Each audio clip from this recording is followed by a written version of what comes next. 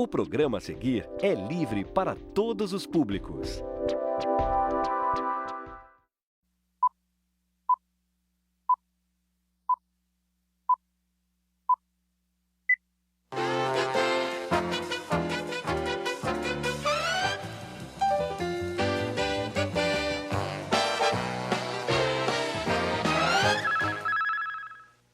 A televisão que trouxe para o mesmo século o habitante de uma grande metrópole e o morador de uma grande aldeia faz 60 anos. Ninguém me contou. Eu estava aqui no dia 18 de setembro de 1950, quando foi para o ar a primeira transmissão de televisão na América Latina. Frei José Mujica, que foi convidado pelo Chateaubriand para cantar na inauguração da televisão, e ele inaugurou a televisão na América Latina, aqui, nesse lugar aqui, cantando Beija-me, beija-me até a loucura. Os engenheiros chegaram para o doutor Assis e falaram assim, pronto, está pronta a televisão. A RCA Victor tinha dado aí o equipamento, o Moinho Santista deu dinheiro, a Antártica, e está aí, ó, pode botar no ar. Aí ele disse, bote no ar, bote no ar, bote no ar. Chegou o engenheiro, Dr. Mário Alderig e Jorge Edo, que eram os dois engenheiros, chegaram e disseram para o doutor Assis, vai pôr no ar, não tem receptor. Foi aos Estados Unidos, comprou cerca de 200 aparelhos de televisão e foi para o ar essa transmissão com 200 aparelhos, um colocado no viaduto do Chá, um na rua 7 de Abril, um em frente ao Pacaembu, um no Cine Metro e por aí. Assim foi para o ar a primeira transmissão. Fomos mandados aos Estados Unidos para apanhar essa estação de televisão. E a RCA, que era fornecedora do equipamento, tinha patrocinado, como patrocinava nessa ocasião, cursos para que as pessoas aprendessem e soubessem o que era televisão. Foi aí que nós fomos ver realmente a televisão como funcionava. O Dr. Assis havia comprado uma estação de televisão, mas não havia especificação de material, não havia o que deveria ter essa estação, quantas câmaras deveria ter, qual era o tipo de câmara, qual era o material necessário. Na ocasião, vamos dizer, foi estabelecido que nós necessitaríamos 3 câmaras ao vivo e o resto do material complementar. Naturalmente, vamos incluir o transmissor e a antena. E então se preparou, com as 3 câmaras que nós tínhamos, o estúdio principal, com os sets para os diversos quadros, e um estúdio de apoio ao lado, em que ficava o apresentador, que era o seu Homero Silva e Lia de Aguiar. Eu apresentei a madrinha, que era a poetisa Rosalina Coelho Laraigote Lisboa, e que com palavras bonitas, posto que poeta, deu por inaugurada a televisão do Brasil. Porque esse programa todo foi muito movimentado.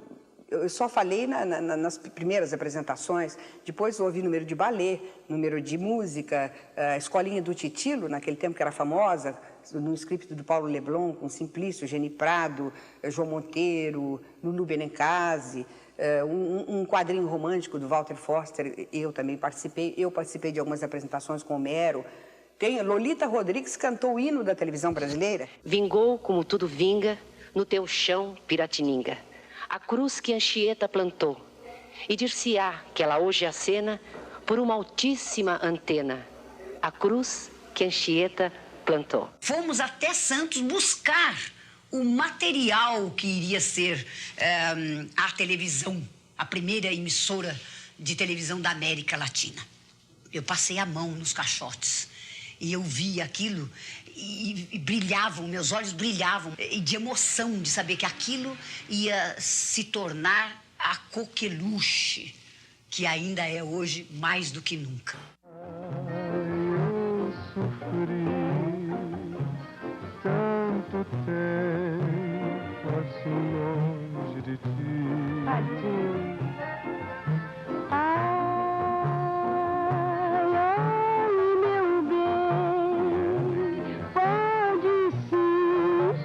Tanto também, hoje juntinhos, de beijo nós vamos trocar, não tem ninguém perto e a noite é de luar. Dermival Costa Lima e Cassiano Gabos Mendes foram os primeiros diretores artísticos da televisão brasileira. Fomos receber o equipamento em Santos, uma caravana, Chateaubriand. E falando, em televisão tem que se falar em Chateaubriand. O grande responsável pela inauguração da televisão no Brasil. Foi tudo feito por intuição, né? E todos do Sumaré, que reunia 2 estações de rádio, a Tupi e a Difusora, associadas, nós, o grupo inteiro, trabalhou, todo o grupo, para a inauguração de 18 de setembro de 1950. E veio a televisão em 1950. 6 meses antes, nós começamos a preparar uns pequenos filmes sobre música, musicais e tal, e rolando coisas que poderiam ser colocadas na programação e tal. Até o programa inaugural, que foi em setembro, 18 de setembro de 1950. O programa inaugural, que foi ensaiado exaustivamente durante 2 semanas, deu um trabalho danado, com marcação de câmera, diabo. Chegou no dia do programa, dia 18, uma câmera pifou. Então, todos os ensaios que nós fizemos, todas as marcações que nós fizemos, tudo foi para cucuia, né? O índio, ele surgiu da necessidade de substituir o velho índio tupi, que aparecia inicialmente na marca da televisão, que era o remanescente da marca da Rádio Tupi. E era um índio severo, com uma cara brava, segurando uma lança, olhando para frente numa atitude de desafio, né? Aí o Cassino disse, você não quer fazer alguma coisa, mudar um pouco? O que você pode fazer? Eu digo, vou estudar alguma coisa. Foi quando eu imaginei que um garotinho índio, mas criança, seria mais simpático e o público teria mais tolerância com ele. E aí eu criei um índiozinho. E aí o detalhe foi substituir o cocar por uma anteninha de televisão. No segundo dia de transmissão, a TV Tupi colocou no ar o primeiro telejornal, Imagens do Dia. Durante todo o dia e toda a madrugada de segunda-feira, o Palácio do Catete vive os momentos culminantes da crise político-militar que teve tão estarrecedor epílogo na manhã de ontem. A reportagem de Imagens do Dia, a postos focalizando os momentos históricos, dá plantão em frente à Polícia Central do Rio de Janeiro. A primeira notícia, o primeiro cronista. Cheguei na televisão no dia seguinte à inauguração, e fiz um programa realmente, do ponto de vista técnico, saiu perfeito. Saiu perfeito porque estava todo redigido. E eu decorei um pouco. Eu sei que a repercussão foi muito boa. À noite, o doutor Assis Chateaubriand mandou me chamar. Disse, com que o senhor estudou televisão? Disse, por que, doutor? Estava muito ruim? Ele disse, não, ao contrário, está muito bom. O senhor foi o único homem que entendeu televisão no Brasil. A TV Tupi do Rio foi inaugurada em 1951. Começa a chegar ao Rio a preciosa carga. Mais de 100 volumes contendo todo o equipamento indispensável para a transmissão de programas de televisão.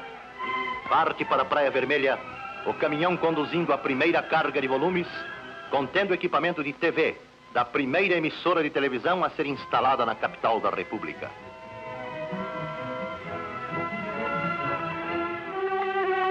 É iniciada a árdua tarefa de transportar o pesado material para o alto. A filmagem destas cenas exigiu um pouco de sangue frio por parte dos cinegrafistas, atentos à subida dos primeiros volumes. Finalmente procede-se à retirada dos envoltórios e não há dúvida quanto à curiosidade que todos demonstram, ansiosos para examinar o novo equipamento. Sendo a potência do transmissor de 5 kW, a Tupi TV terá assim um raio de ação bastante amplo para cobrir toda a cidade, inclusive as cidades vizinhas, Niterói e Petrópolis. Antes mesmo da programação ir para o ar do telejornal, antes mesmo de eu começar a apresentar, né, o encerramento, teve a festa de inauguração. E esse show eu também tive a honra de apresentar. Eu fui convidada juntamente com o Jatobá. Éramos os únicos apresentadores. Em 1952, é inaugurada a TV Paulista. Veio para cá um técnico que nós contratamos, né? Foi um técnico americano formado pelo Instituto de Massachusetts, E aqui, então, ele fez toda a relação do que havia necessidade de importar. Foi solicitada a importação desse equipamento. No dia 27 de setembro de 1953, era inaugurada a TV Record. E o Assis, então, ele me entusiasmou e disse, você não pode deixar... Você é lutador, você precisa entrar nesse negócio de televisão, precisa entrar nesse negócio de televisão. E tanto fez e tanto falou que eu resolvi entrar. E devo dizer que os ensinamentos e os homens que ele trouxe na montagem da TV Tupi de São Paulo nos prestaram um grande serviço. O primeiro programa que efetivamente foi ao ar, que foi apanhado por todos os nossos ansiosos televisores, das pessoas ligadas à televisão Record, porque evidentemente o Canal 3 dominava totalmente a antiga Tupi, dominava totalmente a audiência no Canal 3. E o Canal 7 pegava-se com alguma dificuldade e às vezes a imagem não ia para o ar. O programa inaugural trouxe todos os elementos num pupurri extraordinário, porque a Rádio Record mantinha sob contrato o maior volume e a maior qualidade de artistas de todo o Brasil. Em 1955, foram inauguradas a TV Rio, no Rio de Janeiro, e a TV Itacolomi, em Belo Horizonte.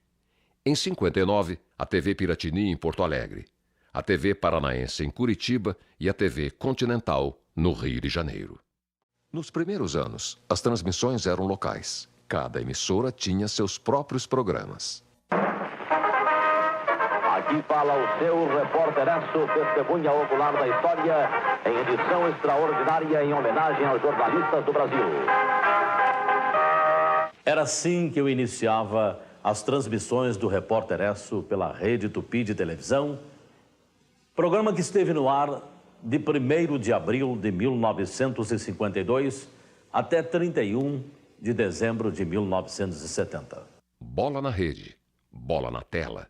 O futebol conquista o seu espaço na TV. Eu me recordo que as transmissões que fazíamos do Maracanã eram transmissões que nós odiávamos, porque tínhamos que carregar uma tralha de equipamentos que era um negócio incrível, que hoje não se carrega tanto. Levava-se as fontes de alimentação, levava-se o picape da câmera, tinha que montar aquilo tudo com muita antecedência. Era uma dificuldade de fazer uma transmissão esportiva. Fazia-se a cobertura com apenas 2 câmeras, uma com um ângulo mais aberto, outra com um ângulo mais fechado para chegar a alguns detalhes. Não era fácil fazer uma transmissão. E eu cheguei a fazer transmissões como cameraman, como diretor de TV, depois como repórter de campo e mais tarde como locutor. Boliche Royal, o maior programa de prêmios da televisão. No dia 8 de abril de 56, Lídia Matos e eu estreamos um programa na TV Tupi chamado Boliche Royal. Nós tínhamos umas bolas de pano dura, derrubavam umas garrafinhas, você ia no painel, escolhia qual era o sabor da gelatina ou do pudim e tirava o prêmio. Vocês sabem o que aconteceu? O maior prêmio do Boliche Royal era a geladeira. E no dia que saiu a geladeira, o O Cruzeiro deu 4 páginas. E o título era E Saiu a Geladeira. O maior prêmio da televisão em 1956, dentro dos programas de prêmio da televisão, que era o Boliche Royal. E saiu a geladeira.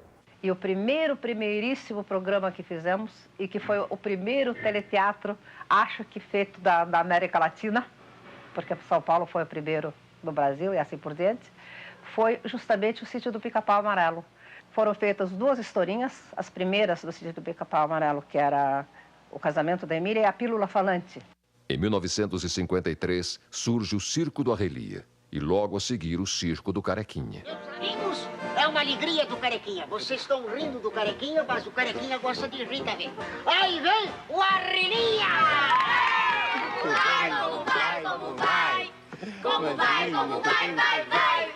Muito bem, muito bem, muito bem. Muito bem, muito bem, bem, bem. A vez da comédia com o Teatro Gebara. E passamos a fazer também um teatrinho às segundas-feiras, que era um teatrinho cômico.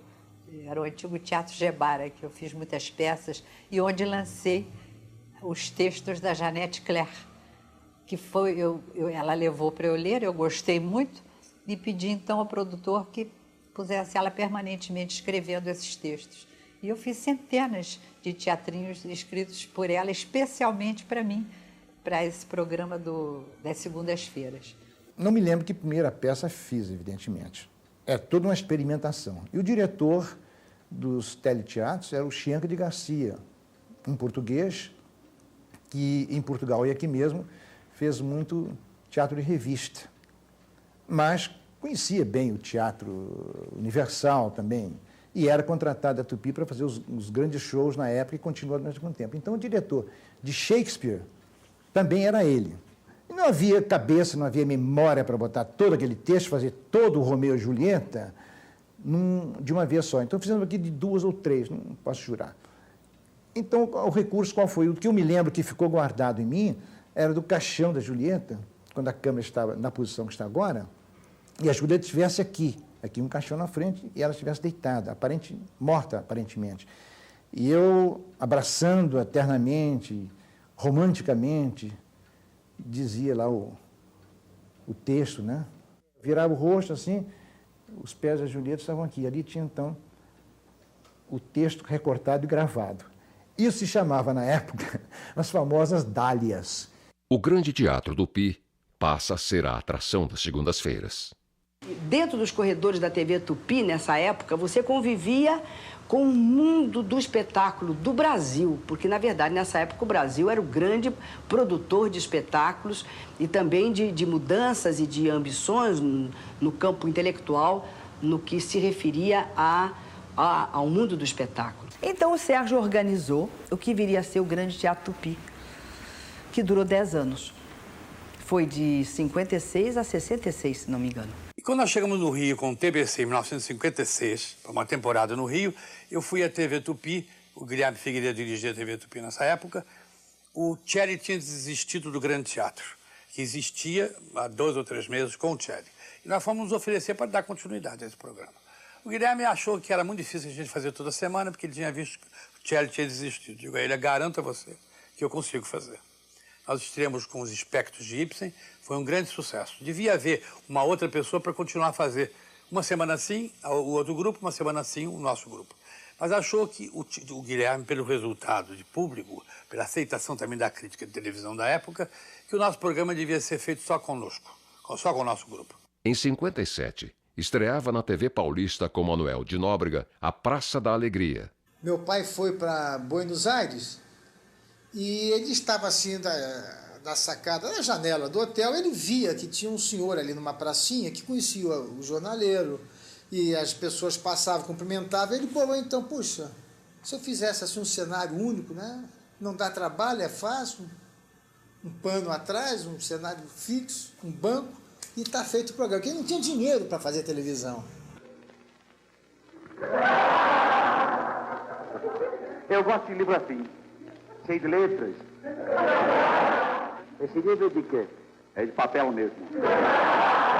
Claro que é de papel, todo livro é de papel. Eu pergunto qual é o título do livro. Ah, sim, é o seguinte, o último matou Caixás. Não será Caifás?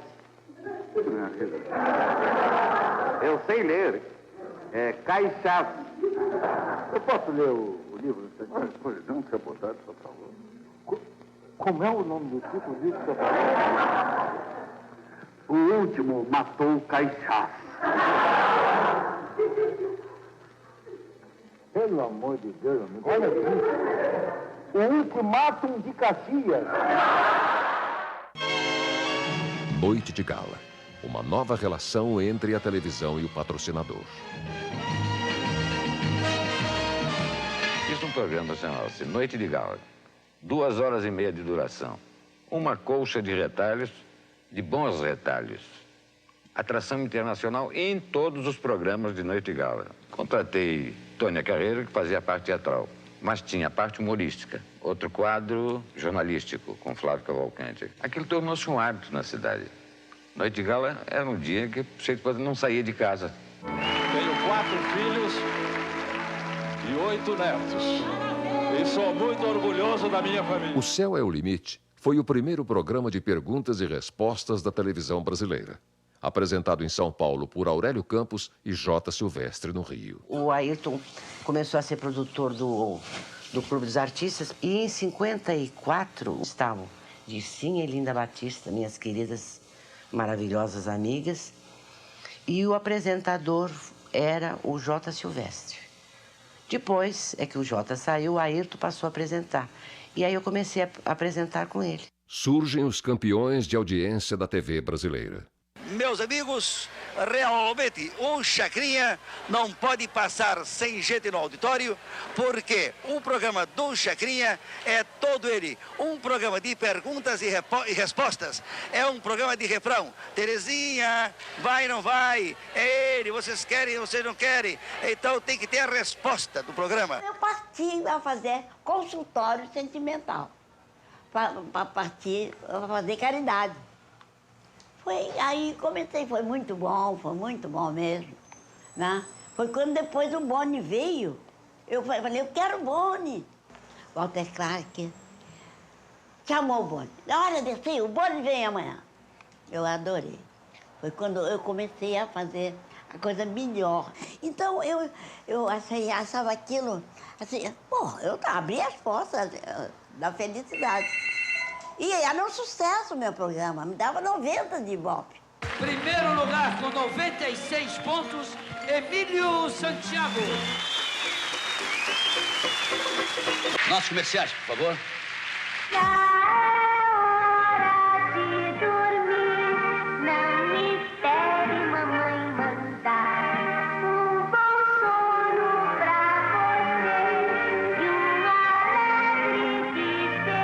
Cobertores Paraíba. Vários incêndios destruíram estúdios, auditórios, equipamentos de algumas emissoras de televisão. Em São Paulo, nos anos 60, 66 e 69, foi a TV Record. Também em 69, incêndio na TV Globo e TV Bandeirantes. No Rio de Janeiro, em 71 e 76, foi a vez da TV Globo. A Excelsior começou em 1960, aproveitando as experiências da TV Tupi, da TV Record, da TV Paulista, mas organizando isso de uma forma sistemática, de uma forma profissional. Então a televisão Excelsior foi um marco que alterou o ritmo da televisão brasileira. Não se consegue fazer Charlie Chaplin. Se consegue apenas repetir Charlie Chaplin. No Brasil, só tinha 3 milhões de aparelhos de televisão na época. O país tinha 70 milhões de pessoas e o mercado de publicidade era pequeno, porque com tão poucos aparelhos de televisão foi difícil. Então, as 4 estações estavam brigando para pequena fatia de publicidade.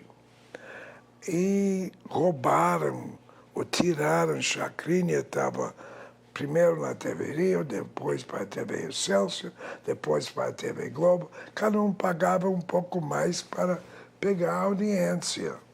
E os clientes diziam quanto eles iam pagar. Foi muito difícil de sobreviver naquela época para todas as televisões. Na realidade, o que foi o corte epistemológico da história da televisão foi ela cair na consciência de que o seu segundo era o seu patrimônio. Na hora que ela aviltasse o seu segundo, ela estava se aviltando a ela mesma. Nos 10 primeiros anos, a televisão brasileira só fazia programas locais, porque não havia o videotape. Nos anos 60, a TV Excelsior e o Telecentro da TV Tupi tentaram a formação dessa rede, mas esbarraram em 2 problemas. Um problema financeiro, porque as emissoras não pagavam as suas cotas. E depois outro, que era a questão do videotape, que deveria ser distribuído em todo o país, fazendo com que a programação fosse exibida com atraso de 1, 2, 3 e até 10 semanas, dependendo da localização da emissora. Somente depois, com a rede nacional de micro-ondas, é que se conseguiu fazer a rede verdadeira de televisão, simultânea, ao vivo e direta como é hoje. No próximo programa, a teledramaturgia. '「